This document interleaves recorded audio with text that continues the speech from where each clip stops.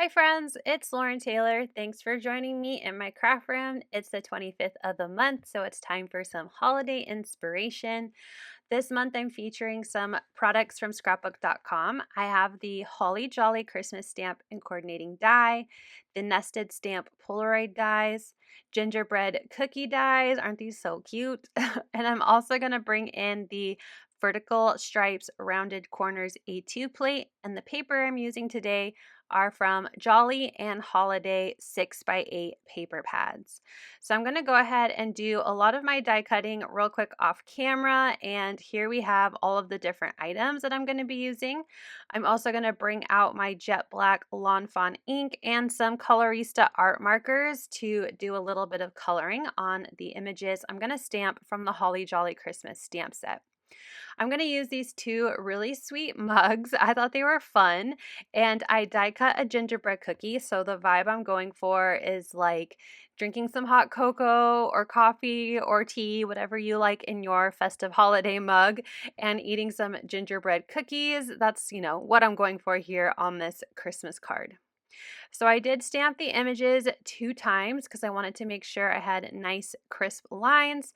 And then I'm going to use my Colorista art markers. I'm going to do very, very basic cartoon coloring shading.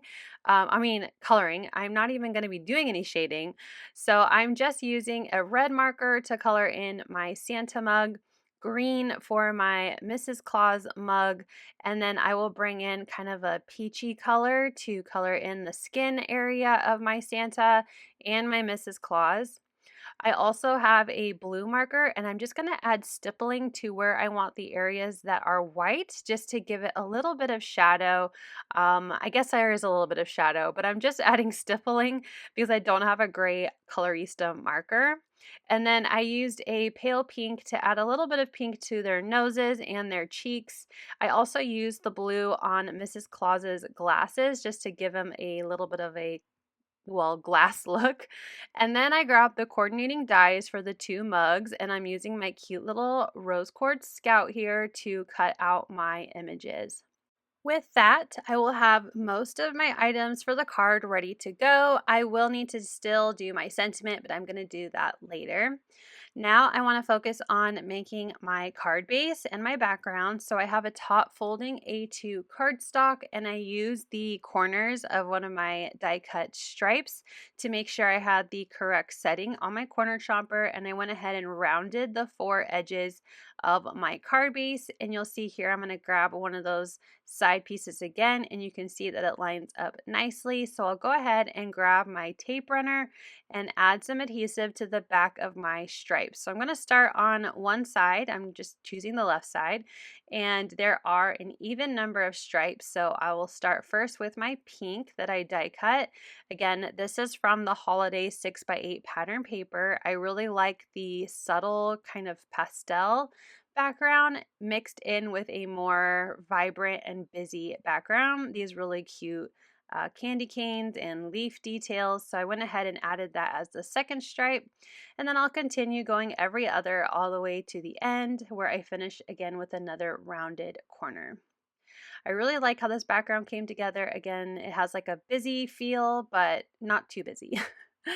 I die cut the largest of the nested stamp Polaroid dies with the kind of more of a light pale green from the Jolly 6x8 cardstock pack, and I grabbed my fake plant Simon Hurley ink and a blending brush to do a little bit of an ombre look. So starting at the bottom of the postage and then blending it up towards the top, smoothing it out so that way it kind of fades into the cardstock color at the top. I'm going to add some foam adhesive strips to the back of my Polaroid, and then I will attach that to the front of my card base. I'm going to peel off all of the release paper. I completely fill in as much as I can of that postage, and then I again will center it on the card. So I'm making sure to leave as much as I can an even border around the top, bottom, and then even on the left and right sides. Now let's start with the layout. I want to put together my gingerbread man. So I do want to ink him up a little bit just to give him a little bit more shadow to match the postage die cut that I did. So this time I'm bringing out the Grrr Simon Hurley ink and another blending brush and just trying to darken up the edges a little bit of this a little gingerbread man. I did cut it from the Jolly paper pad and it's a little orangier than your average gingerbread, but I didn't want to darken it too much. I wanted still that color that coordinated with the paper, the pattern paper in the background. I still wanted that color to come through. I'm grabbing my glue press. This is actually filled with the Artiste glue from scrapbook.com. I love their glue. And then I added glue to the gingerbread, and I'm using my pickup tool to add in the little frosting eyes, the mouth. I did the arms and feet, and then now the little buttons. So just gently putting those on.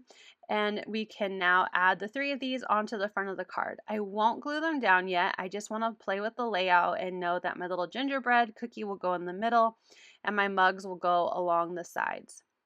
Now I have plenty of room at the top for my sentiment. I really wanted to use that really big fun sentiment, so I'm glad that there is plenty of room in my layout. So I'll go ahead and get out the stamp set that says, "Oh by golly, have a holly jolly Christmas this year." And I wasn't sure what I wanted to do.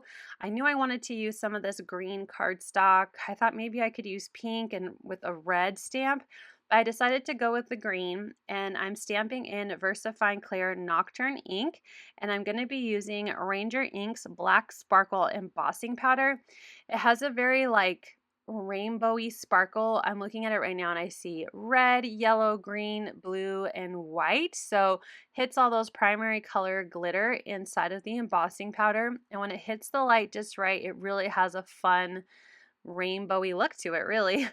So after I added that embossing powder, I tapped off the extra and used my heat gun to melt it down, and then I can use the coordinating die to cut that out.